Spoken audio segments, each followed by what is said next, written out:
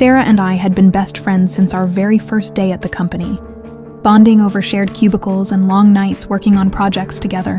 When our manager announced that a regional manager position was opening up, both of us decided to apply, promising each other that no matter who got the job, our friendship would come first. I trusted Sarah completely, sharing every strategy idea I had for my presentation, brainstorming late into the night over coffee, and even showing her rough drafts of proposals before I sent them to leadership. She always seemed so supportive, cheering me on and offering thoughtful feedback that genuinely seemed to make my ideas stronger. I never once considered that anything I shared with her in confidence could be used against me. We had built years of trust together, celebrating each other's small wins and comforting each other through difficult projects. Looking back now, I realize how easily I handed her everything she needed, never imagining that the same friendship I valued so deeply would become the exact tool she used to try to take the promotion for herself. A few weeks before the final decision, small things started feeling strange. I noticed our manager referencing a specific strategy in a meeting, one that sounded remarkably similar to an idea I had shared privately with Sarah just days earlier.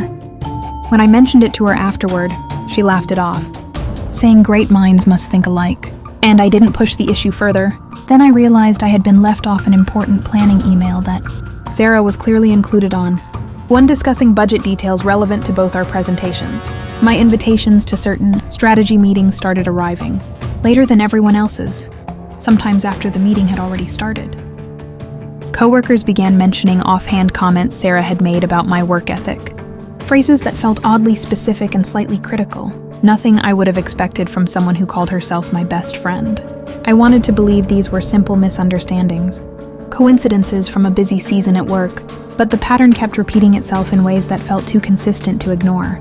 Every advantage seemed to quietly funnel towards Sarah, while I found myself scrambling to catch up on information I should have already had.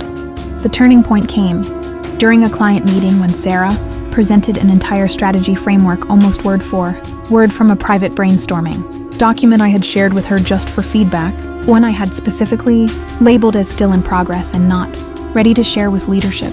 Our manager praised her thinking as innovative and forward-looking, completely unaware that the ideas originated from me. I sat there in stunned silence, watching months of my own work being credited to someone else in real time. After the meeting, I quietly pulled up our old messages and found the exact document I had sent her, time-stamped weeks before her presentation, proving the ideas had come from me first. I also discovered a message she had sent to our manager, subtly suggesting that my recent work had been underwhelming compared to her own contributions, planting doubt without ever directly lying, realizing that confronting her privately would likely result in denial and more manipulation. I decided I needed concrete proof of her actions before bringing anything to leadership. I started keeping careful records of every strategy I shared with her going forward, along with dates and screenshots, preparing myself for whatever came next.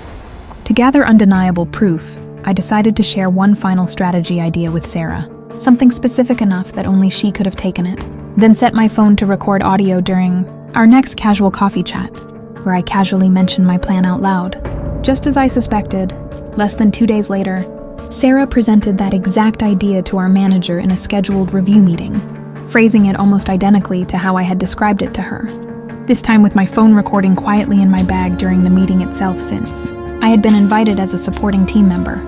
After the meeting, I compiled everything, the original documents with timestamps, our private messages, and the audio recording capturing her presenting my idea as entirely her own just minutes after I had shared it with her. I requested a private meeting with our manager and laid out all of the evidence calmly, letting the timeline and recordings speak for themselves rather than making accusations based on emotion. Our manager listened quietly, replaying portions of the recording twice, comparing timestamps against the original documents I had shared. The expression on her face shifted from confusion to clear disappointment as the pattern became impossible to deny. Sarah was called into a separate meeting with our manager and HR immediately after mine, and by the end of the week, she was removed from consideration for the promotion entirely, with a formal note placed in her file regarding the incident. I was offered the regional manager position just 2 weeks later, based on both the quality of my original work and the professionalism I had shown throughout the entire situation. Sarah eventually left the company a few months afterward, And while I felt a strange mix of sadness over losing a friendship I had valued for years, I also understood that trust, once broken this deliberately, could never fully be rebuilt in a professional setting. Looking back, keeping those careful records and timestamps, rather than confronting her with accusations alone, was what ultimately protected my career and reputation. If you ever find yourself questioning whether someone close to you is quietly taking credit for your work, document everything you can, calmly and consistently, before you ever raise the issue directly. If you want more real stories like this one, with twists you will not see coming, make sure you subscribe so you never miss the next one.